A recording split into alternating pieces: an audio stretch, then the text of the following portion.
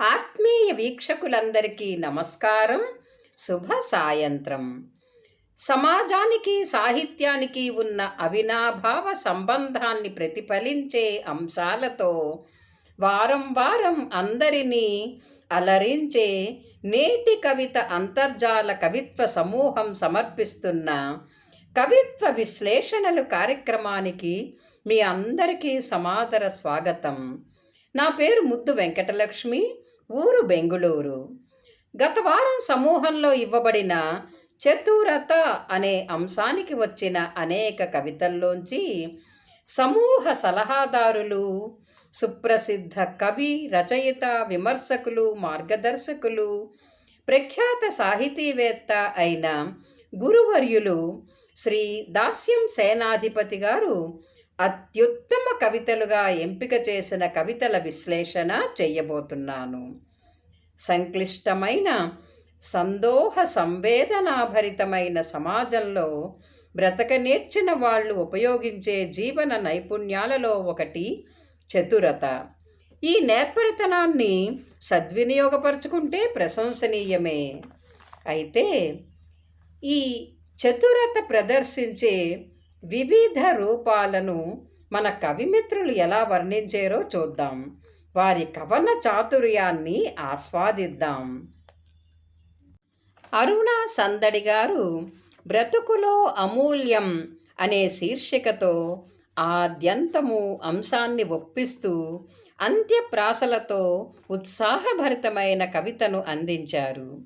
వన్నె తెచ్చే వసంతమై, కీర్తి తెచ్చే జ్ఞాన సంపన్నమై అనే ఎత్తుగడ పంక్తుల్లోనే జీవితానికి చతురత ఎంత అవసరమో చెప్పారు. అలా చతురత చూపించేవారు తమ స్వభావం కొందరికి నచ్చక వికటించినా సరే నిరుత్సాహపడకుండా తమ హాస్యపు ధోరణిలో తాము జీవిస్తూ అందరినీ నవ్విస్తూ రాజకీయ రంగస్థలంపై కూడా దర్శనమిస్తూ ఉంటారని వర్ణించారు కవయిత్రి. ఆమె అన్నట్లు అందరి మనస్సులను ఆకట్టుకునే మార్గం తమలో తాము పెంపొందించుకునే అమూల్యమైన ఒక శక్తి చతురత. కటుకం కవిత గారు మాటల చతురత అనే శీర్షికతో వ్రాసిన తన కవితలో అవనిలో మాట తీరే మనిషికి అసలు సిసలైన సహజ ఆభరణం అంటూ ప్రారంభించి మాట చాతుర్యం గురించి చాలా బాగా చెప్పారు.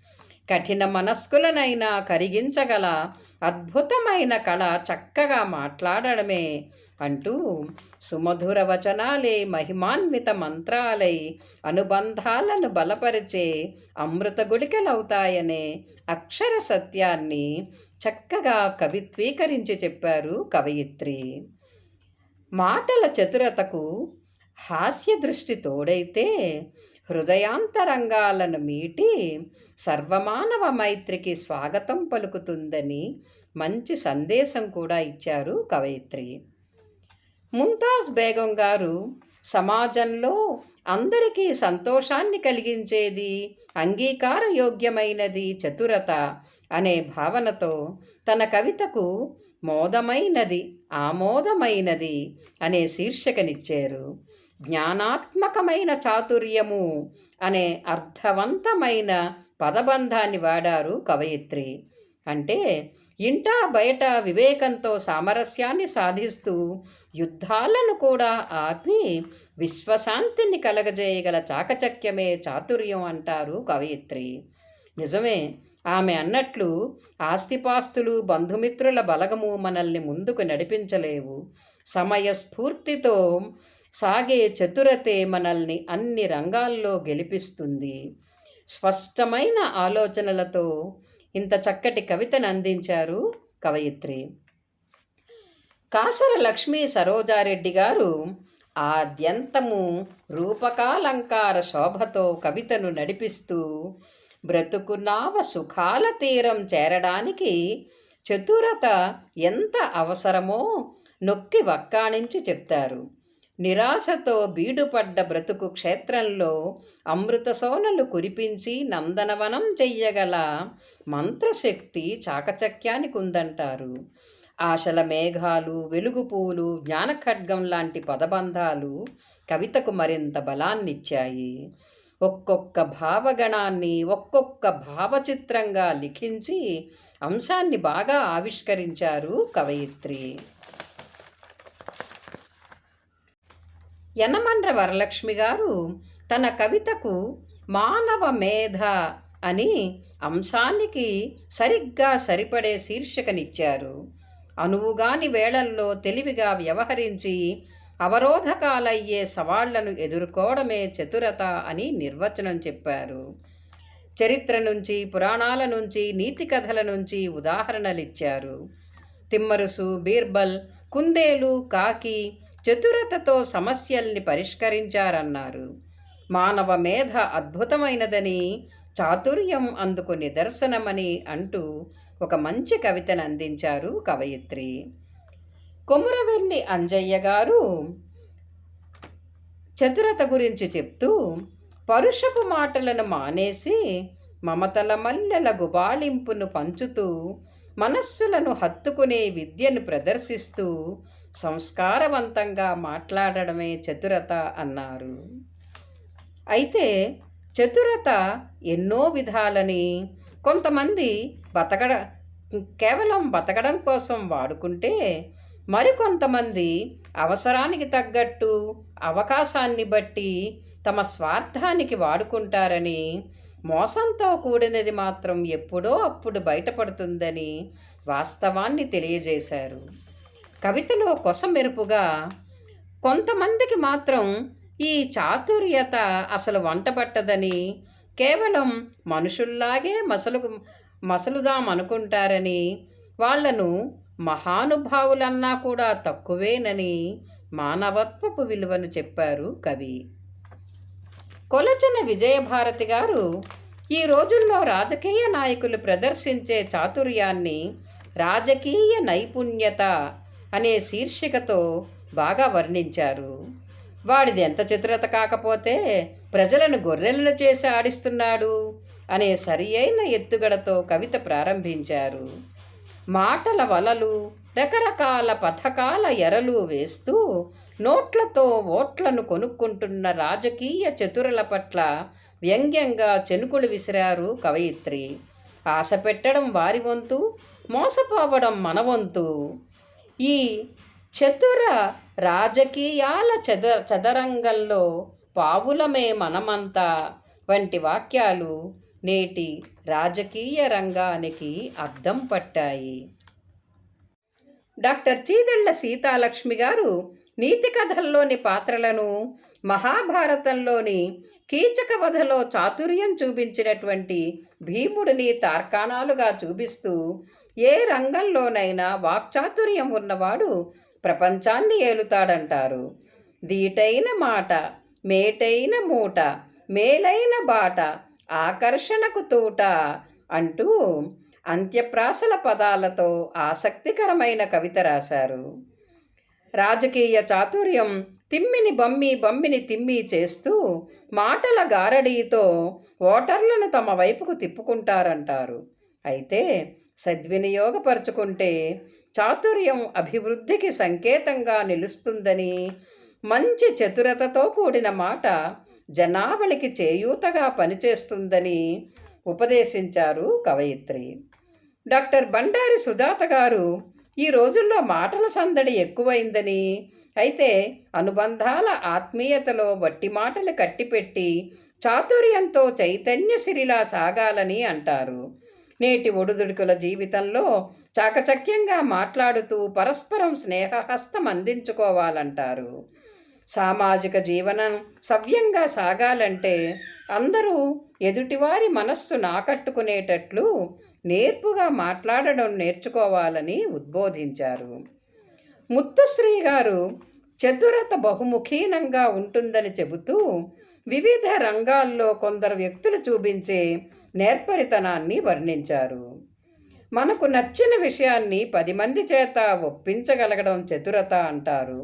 ప్రతికూల పరిస్థితుల్ని అనుకూలంగా మార్చుకొని రచ్చగెలవడం, ముభావంగా ఉండేవాళ్లతో మాట నేర్పుతో మాట్లాడించి వాళ్ళ స్నేహాన్ని పొందగలగడం, నచ్చిన అమ్మాయిని మెప్పించి పెళ్లి చేసుకోగలగడం, కథలో పట్టు లేకపోయినా సినిమాను 100 రోజులు ఆడించగలగడం, వీటన్నిటితో పాటు చిత్రలేఖనంలో, కవిత్వంలో, విజ్ఞాన శాస్త్రంలో ఇలా ఎన్నో రకాలుగా మనకు కనిపించే చాతుర్యాన్ని కవి ఎంతగానో ప్రశంసించారు.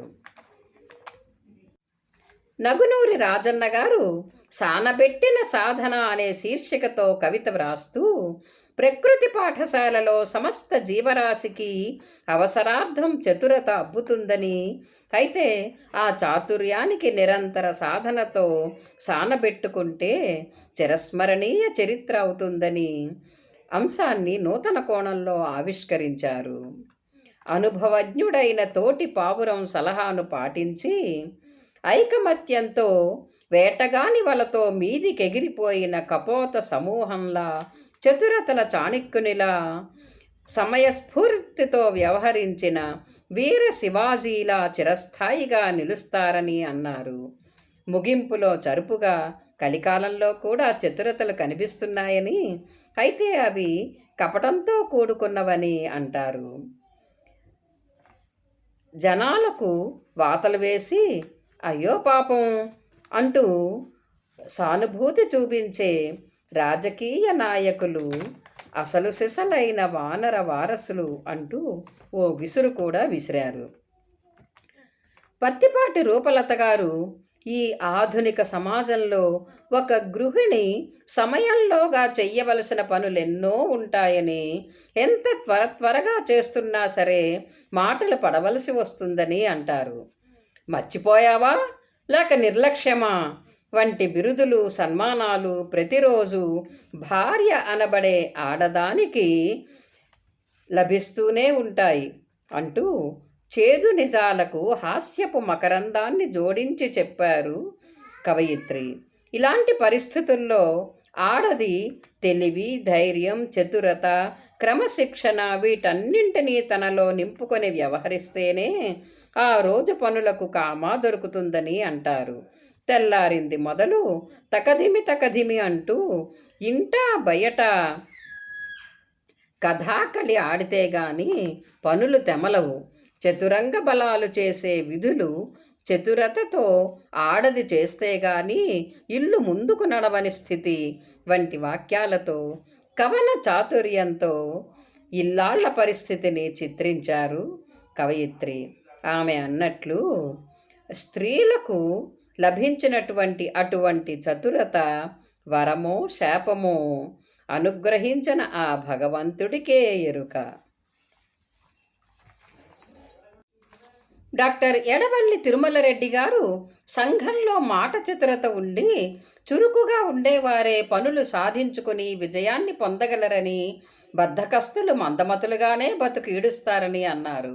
అయితే చాతుర్యం ఎంత ఉన్నా ధర్మం వీడినప్పుడు, అహం పెరిగి దైవభక్తి సన్నగిల్లినప్పుడు మాత్రమే ఆ చతురత చతికిలబడుతుందని హెచ్చరించారు.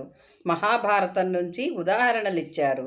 మనకున్న చాతుర్యాన్ని మంచి పనుల కోసం, సామరస్యం కోసం వినియోగించుకోవాలని మంచి సందేశమిచ్చారు కవి. రమాదేవి బుక్కపట్నం గారు ఒక సామాన్య గృహిణి మనోభావాలను సహజమైన రీతిలో బాగా చిత్రించారు. ఇప్పటికీ నేర్చుకోలేదు చతురత అనే ఎత్తుగడలోనే ఒక ఇల్లాలి జీవితమంతా కళ్ళ ముందు కనబడుతుంది. కుటుంబంలో అందరికీ కావలసినవి సమయానికి అందిస్తూ అభినందనలకు, ప్రశంసలకు నోచుకోని మహిళలెందరో మన సమాజంలో ఉన్నారు. ఇటువంటి పరిస్థితుల్లో తాను బాధపడకుండా, ఇతరులను బాధించకుండా మాటల్లో, చేతల్లో చతురతను ప్రదర్శిస్తూ కుటుంబ సంబంధాలను బలపరుచుకోవడమే మంచి మార్గం అంటారు కవయిత్రి. నైతిక విలువలకు పట్టుబట్టలు కట్టబెట్టి అనే నూతన భావన బాగుంది.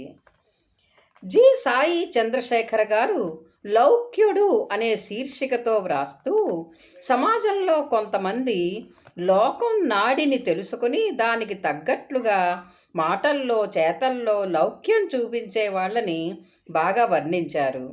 వాడు మంచోడే, ముంచడు ఎవరిని అంటూ అందరికంటే కాస్త అధికులం అనిపించుకోవాలన్న ఆశే వాళ్ళది అంటూ అటువంటి వ్యక్తుల స్వభావాన్ని చిత్రించారు.